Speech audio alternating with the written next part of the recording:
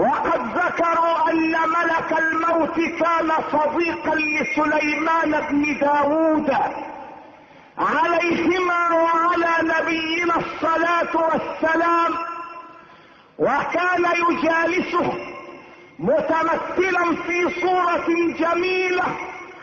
فزار سليمان ذات يوم، وكان احد وزراء سليمان جالسا مع سليمان.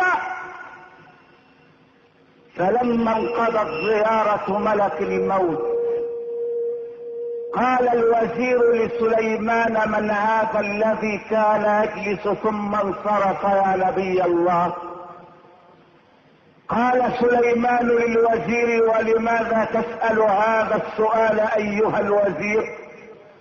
قال له: لانني رأيته ينظر الي نظرات غريبة عجيبة. قال سليمان: انه ملك الموت. فارتعدت اعصاب الوزير وتفككت اوصاله. لماذا ينظر الي هذه النظرات؟ استحلفك بالله يا سليمان ان تأمر الريح ان تحملني الى بلاد الهند، فانا لا اطيق ان اجلس في بلاد رأيت فيها ملك الموت. قال سليمان: وهل يغنيك هذا السفر عن قضاء الله اذا كان قضاء الله قد حل بك؟ قال الوزير: اناشدك الله يا نبي الله ان تأمر الريح ان تذهب بي بعيدا بعيدا الى بلاد الجن. وتحت الحاح الوزير اصدر سليمان اوامره الى الرياح، فحملت الوزير الى بلاد الهند. وبعد ان وصل الى بلاد الهند جاء ملك الموت الى سليمان زائرا، وقال له: يا سليمان، لقد عجبت عندما رأيت هذا الرجل عندك في هذا المكان، لأن الله أمرني بقبض روحه في بلاد الهند. فلما رأيته جالسا عندك عجبت وقلت: يا رب، لقد أمرتني بقبض روحه في بلاد الهند، فما الذي جاء به في مجلس سليمان في مدينة القدس ها هنا؟ فلما حان وقت قبض روحه ذهبت الى بلاد الهند لانفذ اوامر الله، فوجدته في انتظاري ينتظر قضاء الله.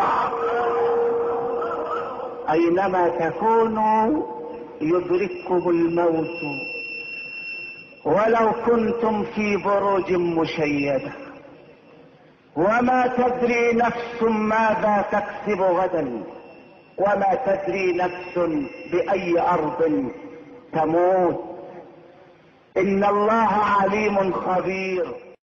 قصة شهيرة جدا، قصة رمزية تضحك. بيقول لك إن كان في ملك ووزير، فالملك عنده وزير كل ما تحصل حاجة يقول له لعله خير، كل ما تحصل حاجة يقول له لعله خير، والملك طهقان يعني مش شايف لعله خير دي.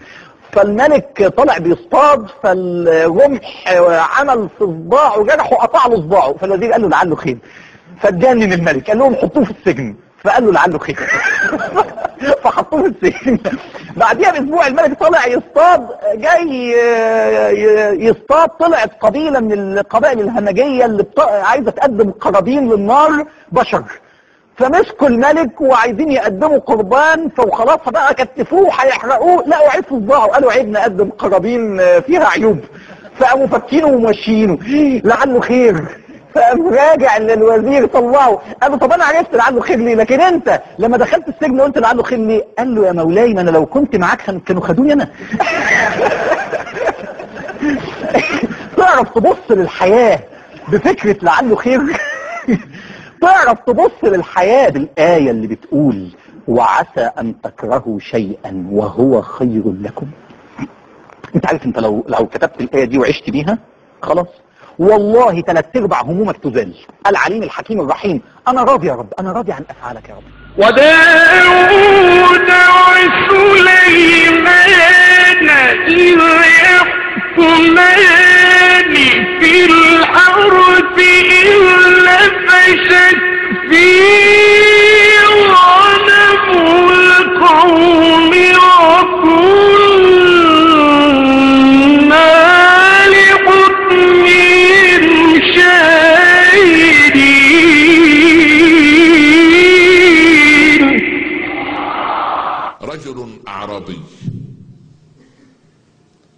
انجب ابناء 3. سمى الولد الاول عبد الله، الولد الثاني سماه عبد الله، اما الولد الثالث فسماه عبد الله، من قبلة الاسماء. المهم العجيب الرجل ابو العبادلة هذا عندما حضرته المنية نظر الى ابنائه ال3 وقال عبد الله يرث، وعبد الله لا يرث، وعبد الله يرث، وخرجت روحه.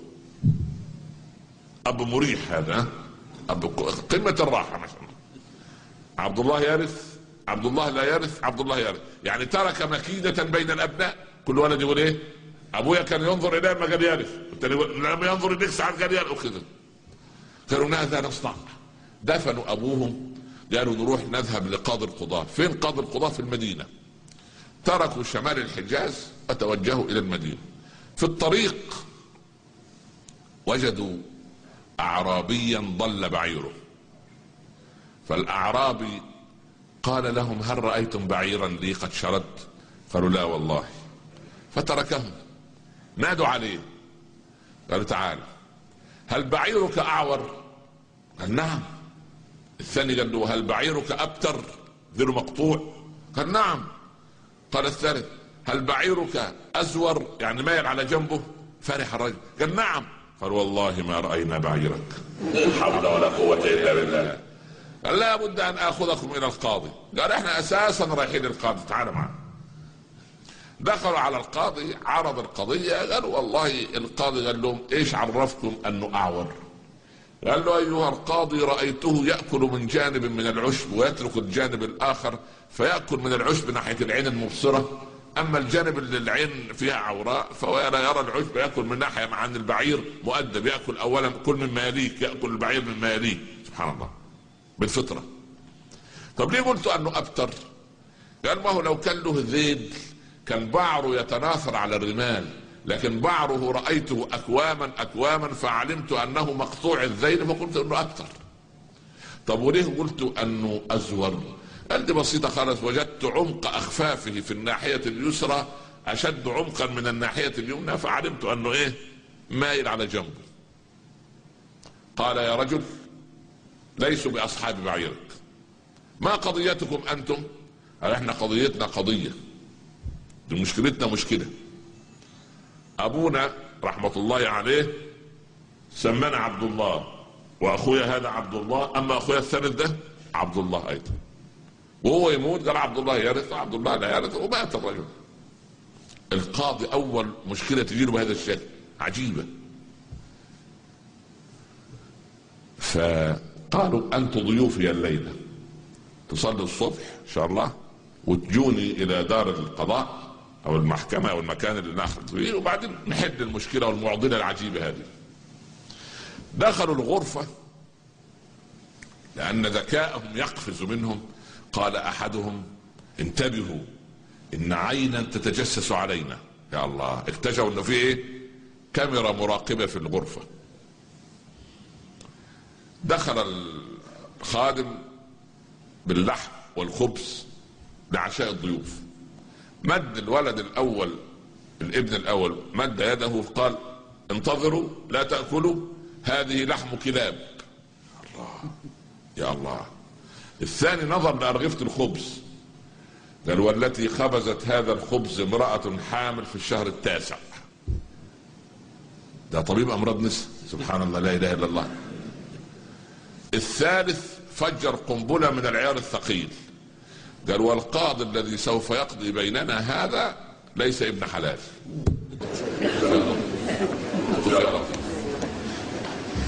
في الصباح صلوا الصبح ودخلوا على القاضي. العين اللي كانت تتجسس نقلت للقاضي ايه؟ محضر الجلسة. قال ما الذي جعلكم تقولون انه لحم كلاب؟ قال ايها القاضي ان اللحم الذي نأكله يبدأ بالعظم ثم اللحم ثم الشحم، فلما رأيته يبدأ بالعظم ثم الشحم ثم اللحم علمت انه لحم كلاب، لان الطائفة الكلبية والسبعية اللحوم تبقى من اعلى عشان العضلات عشان يقدر يفترس، لان لو اعزكم الله الاسد او النمر او الكلب الدهون من اعلى كان يبقى جسده ايه؟ رجراج زي النعجة او الخروف، ما يقدر يجري ورا الفريسة، لازم العضلات تبقى ايه؟ من فوق.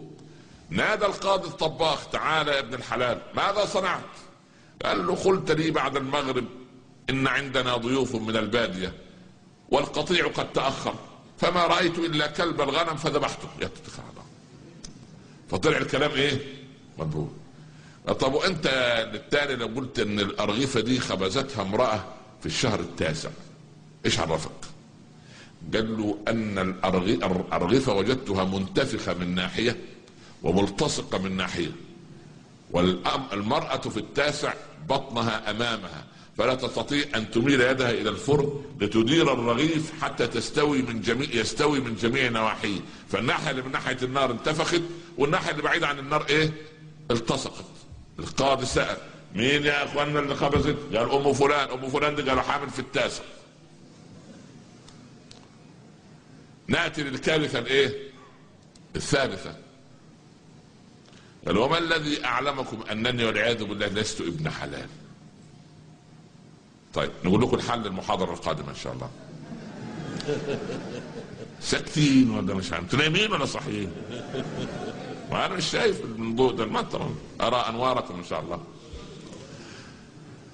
قال: ايها القاضي، ان ضيوفا عند قاض مسلم يتحاكمون ويتقاضون اليه في قضية يرسل عينا تتجسس عليهم، لا يكون هذا ابن حلال ابدا، مش ممكن. الاخلاق العربية والاسلام لا تقتضي. دخل القاضي على امه فقررها فاقرت. خرج القاضي، الحكم بعد الايه؟ بعد المداولة. خرج بعد المداولة، قال: مين اللي قال ان اللحم لحم كلاب؟ عبد الله. قال له: انا. قال له: انت عبد الله ترث. ومين اللي قال ان الارغفة الخبز خبزتها امرأة حامل في التاسع؟ قال له: انا. قال له: انت ترث. ومن الذي قال انني كذا؟ قال له: انا. قال له: انت لا ترث. قال له: لماذا؟ قال: لانه لا يعرف ابن الحرام الا ابن حرام مثله. سلطان يا رب.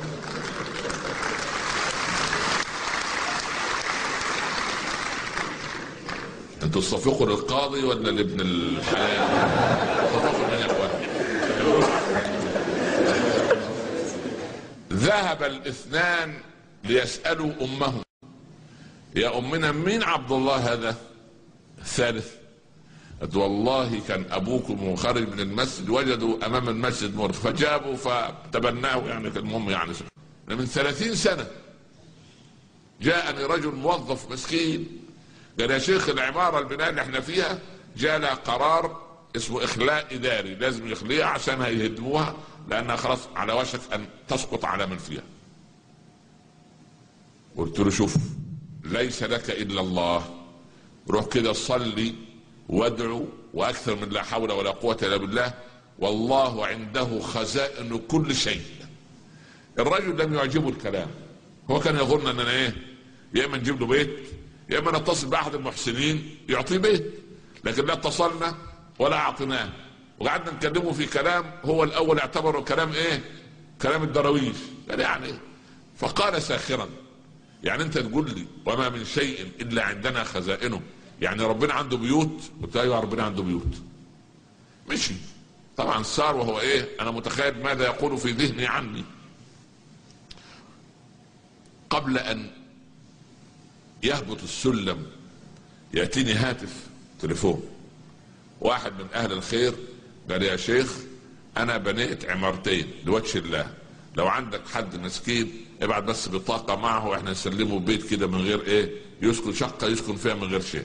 ارسلنا اجري يا ابن هات الراجل اللي كان عندي. المهم وذهب واخذ المسكن الجديد وسكن فيه، قاعد يصلي عندي 22 سنة، كل درس 2 وانا خارج يقول لي: نعم عنده بيوت عنده بيوت عنده بيوت. بس بعد ايه؟